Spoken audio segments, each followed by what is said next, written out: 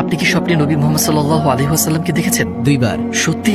আলহামদুলিল্লাহ। এবং আমার স্বপ্নে আমি বাড়ির উপর হাঁটছিলাম একটা বাতাসের বয়ে চলা পথে, যেখানে আমার উপর শুধু পাথর ছিল। আমি আমার হাঁটুর নিচে তাকালাম এবং একটা পদচিহ্ন দেখলাম। কত আশ্চর্যজনক যে পাথরের মধ্যে একটা পদচিহ্ন আছে। এবং আমি স্বপ্নের মধ্যে জোরে জোরে বললাম, এটা এখানে কেন? কার পদচিহ্ন এটি? এবং আমি পেছন থেকে একটা কণ্ঠ শুনলাম, এটা তোমার পিতা ইব্রাহিমের পদচিহ্ন।